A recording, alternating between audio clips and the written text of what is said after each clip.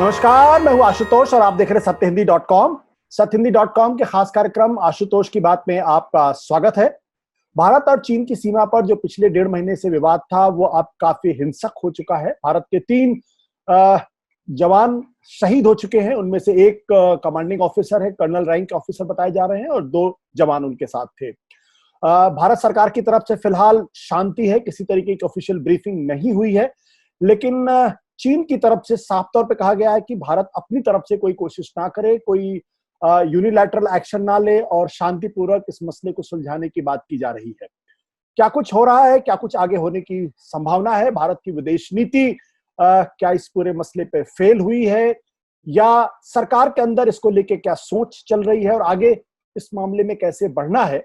इन तमाम मसलों बात करने के लिए इस वक्त हमारे साथ है स्मिता शर्मा, जो विदेश नीति की जानकार है और लंबे समय तक उन्होंने विदेश नीति डिप्लोमेसी कवर की है और पूरी दुनिया एक तरीके से उन्होंने घूम रखी है, अंतर्राष्ट्रीय विषयों की अच्छी जानकार है। स्मिता, जो झड़प हुई है, जो जो कॉन्फ्लिक्ट हुई है, इसकी बुनियाद में क्या नजर आ रहा है, क्या समझ में आ रहा है? अचानक क्या हुआ कि चीन ने हमारे 3 जवानों को शहीद कर दिया? बहुत शुक्रिया आशुतोष आपका फॉर दिस कॉन्वर्सेशन। देखिए, सबसे पहले तो मैं आपके दर्शकों को ये बता दूं कि अभी तक जो आधिकारिक रूप से जानकारी आई है उसमें कहा जा रहा है कि 3 जो है भारतीय जवानों की मौत हुई है, जिसमें जैसा आपने कहा एक कमांडिंग ऑफिसर है, दूसरे एक जूनियर कमीशन्ड ऑफिसर हैं, तीसरा एक जवान है। लेकिन अभी जो खबरें आ रही हैं आशुतोष, जिनका हम आधिकारिक तौर से पुष्टि का इंतजार कर रहे हैं, वो और ज्यादा भयावह है, जिसमें ये आंकड़े कहीं ज्यादा है मरने वालों की, जो भारतीय साइड पर जो कैजुअलिटीज हुई हैं। और कई सारी ऐसी रिपोर्ट्स भी आ रही है कि शायद चीन के पास अभी कुछ हॉस्टेजेस भी उन्होंने बना रखे हैं, कुछ उन्होंने आर्मी जवानों को छोड़ दिया था, फ्री कर दिया था।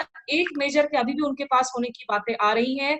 और हम जब बात कर रहे हैं, सोमवार सुबह 7:30 बजे से ही जो डिविजनल कमांडर्स की बातचीत है, जो मेजर जनरल लेवल के रैंक्स पे होती है, वो, क्योंकि ये पूर्वी लद्दाख का क्षेत्र है, गालवान वैली की हम जो बात कर रहे हैं, वहां पर वो ग्राउंड लेवल बातचीत जारी है।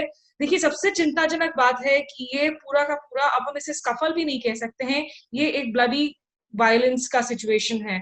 और ये तब हुआ है जब ये दावे किए जा रहे थे कि जो भारतीय सेना की टुकड़ियां हैं और चीन की जो पीएलए की टुकड़ियां हैं, वो डिसएंगेज कर रही थी, सिचुएशन को डिफ्यूज कर रही थी। इसमें अपने आप में कई सवाल खड़े हो जाता है कि जब मई की शुरुआत से ये रिपोर्ट्स आई, सरकार ये दावे करने में जुट गई कि भाई हमारी टेरिटरी में एलएसी के अंदर चीनी जवान मौजूद है ही नहीं, रिपोर्ट्स को गलत बता रहे थे। और अगर ये रिपोर्ट्स गलत थे तो फिर आखिर आप डिसएंगेजमेंट की बात क्यों कर रहे हैं? तो निश्चित रूप से सरकार की का जो रवैया रहा है, ये एक डेफनिंग साइलेंस है इस पूरे मामले पर अब तक आशुतोष। स्मिता, लेकिन ये मसला तो पिछले 1.5 महीनों से चल रहा है। लेफ्टिनेंट जनरल रैंक की बातचीत भी पिछले 6 तारीख को हुई है और आज भी इस पूरे मसले में बातचीत हो रही है। उसके पहले मेजर जनरल रैंक के ऊपर बातचीत चल रही थी। सवाल ये कि अचानक क्या प्रोवोकेशन हुआ? जब बातचीत चल रही हो, वैसे में अगर हिंसक झड़प हो जाए और हमारे 3 जवान अगर शहीद हो जाएं, तो इसका मतलब ये कुछ इमीडिएटली कोई बहुत बड़ा प्रोवोकेशन हुआ है, या चीन ने अपने तरह से कुछ एक्स्ट्रा ऑर्डिनरली एग्रेशन या हमला दिखाया है?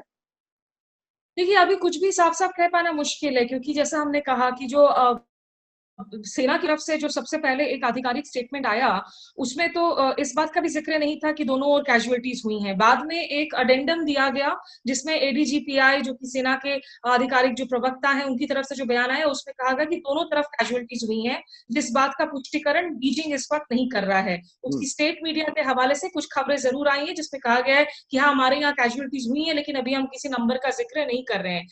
कोई जो सीरियस प्रोवोकेशन क्यों हुआ है, इस पर निश्चित रूप से हमें गौर करना होगा। लेकिन जो देखिए, ये वो क्षेत्र है भारत और चीन के बीच में 1975 में जो तुलालुंग यानी कि अरुणाचल प्रदेश में आखिरी बार गोलियां चली थी दोनों मुल्कों के सेनाओं के बीच में। इस दफा गोलियां नहीं चली हैं, लेकिन और ज्यादा भयावह खबरें सामने आई हैं कि रात में स्कफल्स हुए हैं, स्कर्मिशेस हुई हैं, स्टोन पेल्टिंग हुआ है, बकायदा बैट्स और ब्रिक्स का इस्तेमाल किया गया है। जो 9 मई के आसपास भी ऐसी तस्वीरें सामने आई थी सोशल मीडिया पर, आपको याद हो, जिसे डिसमिस कर दिया गया था कहते हुए कि ऑथेंटिकेटेड इमेजेस नहीं है, ये साइऑप्स के तहत इन्हें किया जा रहा है मानसिक दबाव बनाने के लिए। चीन तो उल्टा चोर कोतवाल को डांटे वाला इस वक्त रवैया अपनाए हुए हैं। जो उनके विदेश मंत्री है वांगी, उनके हवाले से जो बयान दिया गया है ग्लोबल टाइम्स उनकी स्टेट मीडिया में, उसमें ये कहा गया है कि उन्होंने भारत के साथ बाकायदा प्रोटेस्ट दर्ज कर दिया है, कहा है कि भारत कोई एक तरफा कोई कदम ना उठाए, और भारत को आरोप किया गया है कि भारत ने दरअसल प्रोवोकेशन किया, 2 बार चीन की जो टेरिटरी है उसमें घुसने की रात के अंधेरे में कोशिश की। तो इस वक्त सच्चाई क्या है, हकीकत क्या है, ये किसी के लिए भी बोल पाना मुश्किल है, लेकिन निश्चित रूप से जो सेना और भारत सरकार है उनकी तरफ से कुछ बयान देना बहुत जरूरी है साफ गोई से कि एक, कितने टोटल आपके जवानों की जान गई है, बी, क्या आपका कोई सेना का अधिकारी इस वक्त चीन ने हॉस्टेज बनाया हुआ है या नहीं, और तीसरा जो आप अब तक कह रहे थे कि स्थिति नियंत्रण में है, राजनाथ सिंह इक्का दुक्का बयान दे रहे थे बतौर रक्षा मंत्री, तो वो स्थिति के बारे में आप सही सही तस्वीर देश के लोगों को आप जानकारी दीजिए। बिल्कुल।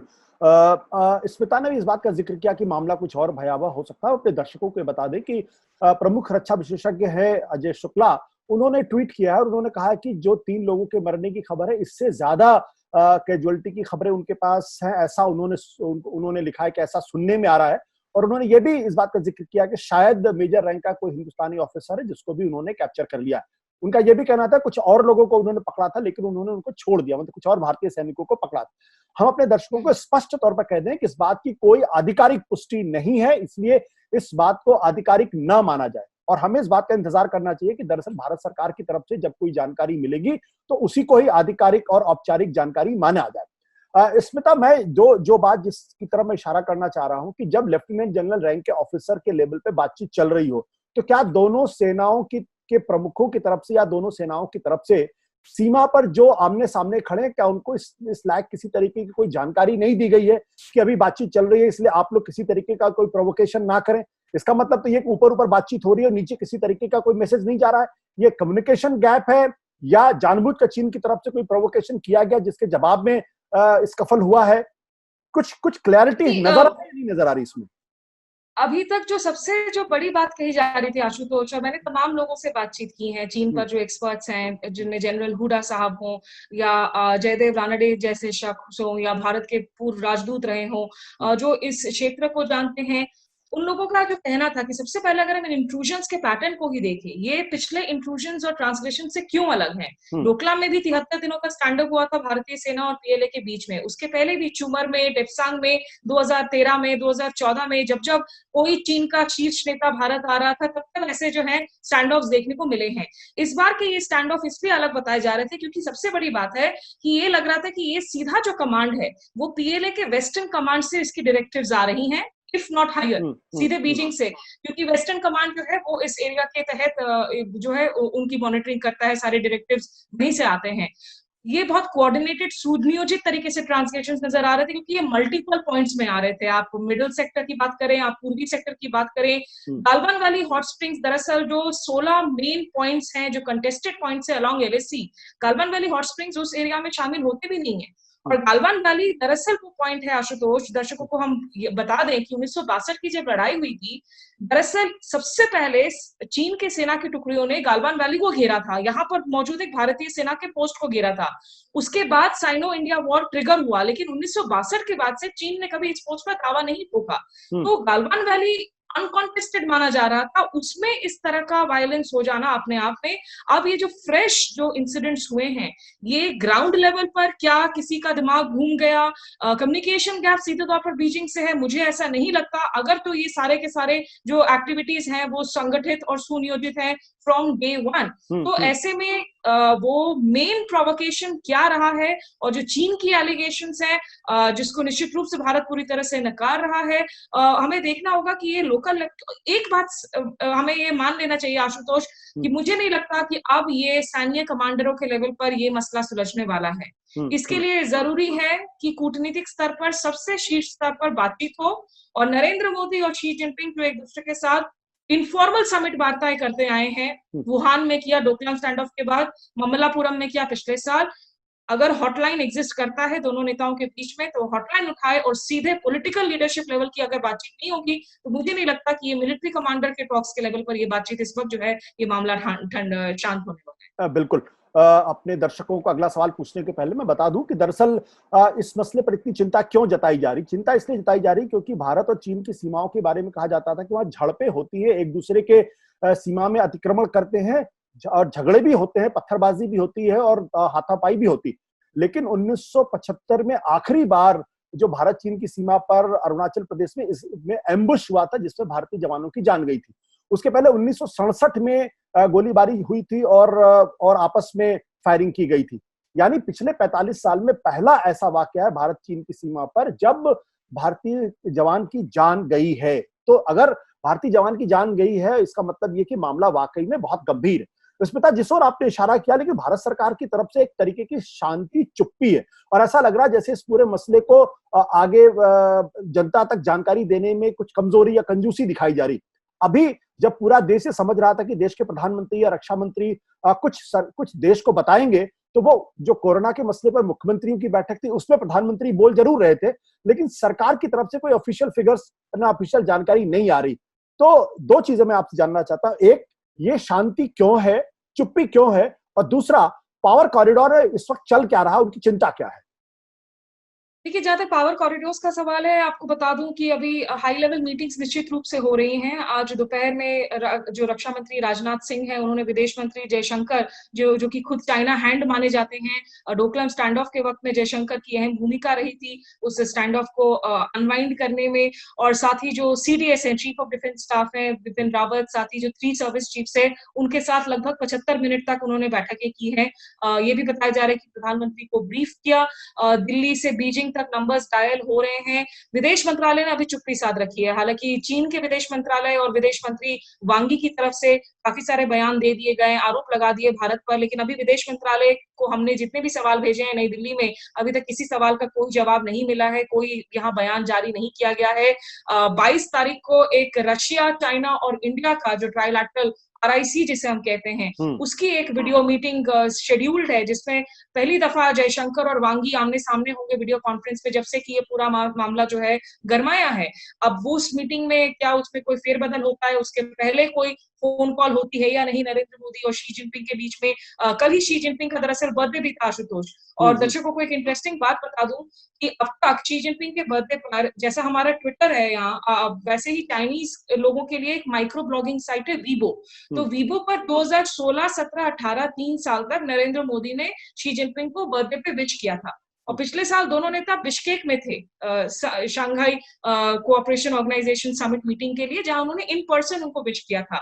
कल शी जिनपिंग के बर्थडे पर नरेंद्र मोदी की तरफ से कोई ग्रीटिंग, कोई विशेष नहीं गए थे। तो ये सारे जो है डायनामिक्स मैटर करते हैं डिप्लोमेसी में।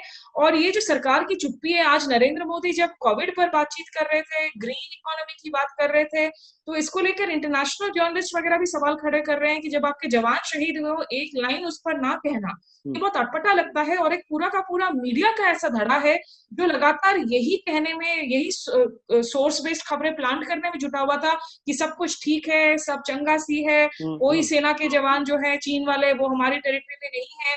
तो मुझे लगता है अभी भी जो है ये मीडिया के लोगों को भी उन लोगों को सवाल करना चाहिए जो शार्प क्वेश्चंस की जगह सवाल बल्कि विपक्षियों से पूछने में अभी भी जो है व्यस्त हैं।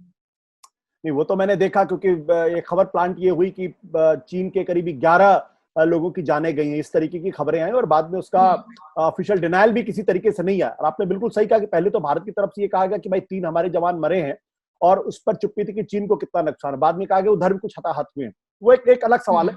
मेरा अब आखिरी सवाल आपसे ये है कि जो इस वक्त की स्थिति है, इस वक्त की स्थिति में भारत क्या कर सकता है? मैं एक हाइपोथेटिकल सवाल आपसे पूछ रहा हूँ, क्या भारत, जैसे जब पाकिस्तान को सबक सिखाना होता है, आतंकवादियों को सबक सिखाना होता है, हमने 2 बार सर्जिकल स्ट्राइक किया और उसके बाद हमने चुनाव के दौरान कहा कि हमने पाकिस्तान को घर में घुस के मारा।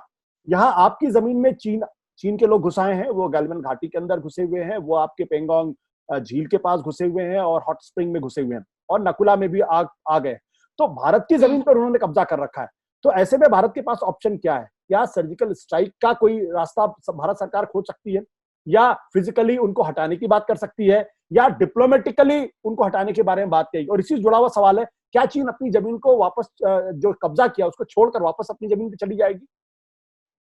देखिए, इसमें बहुत सारी चीज़ें हैं आशुतोष। पहला तो आपको भी अच्छी तरह से पता है कि भारत के अगर हम घरेलू राजनीति को देखें तो कभी भी चीन का इस्तेमाल इलेक्शंस में उस तरीके से नहीं किया जिस तरह से पाकिस्तान को भुनाया जाता है। और जहाँ बात पाकिस्तान की होती है तो खुद हमारे जो टीवी स्टूडियोज़ हैं उसमें भी एक अलग रवैया आ जाता है। उसमें सीधे एंकर्स ही जो है फ्लैग जैकेट्स पहनकर स्टूडियो के बंकरों में घुस जाते हैं और कहते हैं कि युद्ध जो है छेड़ देना चाहिए। सर्जिकल स्ट्राइक की बात होती है, लेकिन जब चीन का मामला आता है तो क्या बयान दिए जाते हैं?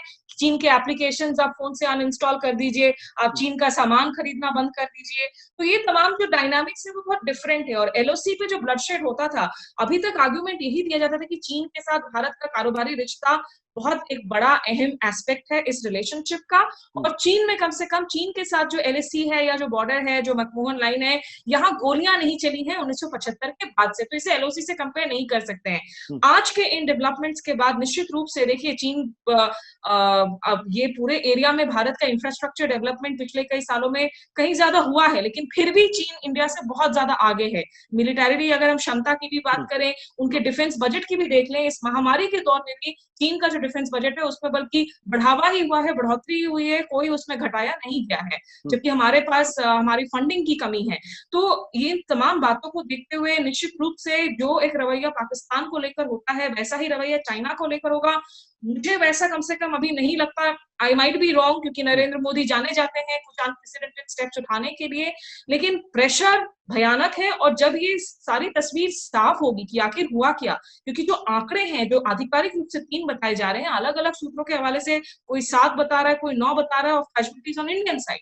तो ये बहुत भयंकर, it's like a mini conflict situation और ये देखना होगा कि किस तरह से जो है इंडिया डील कर सकती है। लेकिन डिप्लोमैट देखिए चाइना ने पिछली बारों की तरह इस बार अपना रेड लाइंस क्लियर नहीं किया था। उनकी डिमांड्स क्लियर नहीं है कि आखिर वो चाह क्या रहे हैं। क्या वो चाह रहे हैं कि भारत किसी पोस्ट से पीछे चला जाए? क्या वो चाह रहे हैं कोई रोड कंस्ट्रक्शन बंद हो जाए? कोई red lines are not clear on the road. इसीलिए ये डिसएंगेजमेंट प्रोसेस और ज्यादा टफ हो गया है। लेकिन फॉर इंडिया मुझे लगता है यहाँ जो मैंने पहले बात कही कि इस वक्त सबसे जरूरी होगा कि क्या हाईएस्ट पॉलिटिकल लीडरशिप लेवल पर नरेंद्र मोदी और शी जिनपिंग एक दूसरे से कांटेक्ट साधते हैं या नहीं to bring down tempers and political in fact tempers at this point. बिल्कुल स्मिता, आपके कहने का मतलब ये है कि इसका एक पॉलिटिकल सोल्यूशन ही हो सकता है, मिलिटरी सोल्यूशन हमारे पास शायद नहीं है। और वो इसलिए क्योंकि चीन हमारी तुलना में बहुत आर्थिक स्तर पर भी बहुत ज्यादा मजबूत है, मिलिटरी भी बहुत ज्यादा मजबूत है। और एक बात दर्शकों को बता दूं कि दरअसल चीन का जो डिफेंस स्पेंडिंग है वो आज की तारीख में $261 बिलियन का है और भारत का $71 बिलियन का। तो आप समझ सकते हैं कि उनकी चीन की जो फौजी तैयारी और हमारी तैयारी और उनकी आर्थिक क्षमता और हमारी आर्थिक क्षमता में जमीन आसमान का फर्क है। उनका जो इकोनॉमी का साइज है वो 12 से 13 बिलियन आप समझ सकते हैं, बल्कि ट्रिलियन डॉलर का है और हमारा साइज 2.5 के आसपास आप पड़ता है। तो हमारी उनका कोई तुलना ना तो आर्थिक स्तर पर ना मिलिट्री स्तर पर है। ऐसे में हम पाकिस्तान की तरीके से चीन को शायद नहीं ले सकते और यही कारण है कि भारत की सबसे बड़ी चिंता यही है। इसलिए सर्जिकल स्ट्राइक की बात करना तो हमारे ख्याल से बेमानी होगी। लेकिन जो बात स्मिता ने कही वो बात बिल्कुल सही है कि अब नरेंद्र मोदी को फोन उठा के शी जिनपिंग से बात करना पड़ेगा और इस पूरे मसले पर शीर्ष स्तर पर ही कोई समस्या का समाधान निकल सकता है। बहुत बहुत शुक्रिया स्मिता इस मसले में बातचीत करने के लिए और हमारे दर्शकों को बात को बहुत गंभीरता के साथ, सरलता के साथ समझाने के लिए। Thank you so much. Thank you. सत्य हिंदी के और वीडियोस को देखने के लिए हमारे YouTube चैनल को सब्सक्राइब करें और सीधे नोटिफिकेशन पाने के लिए बेल आइकन दबाएं।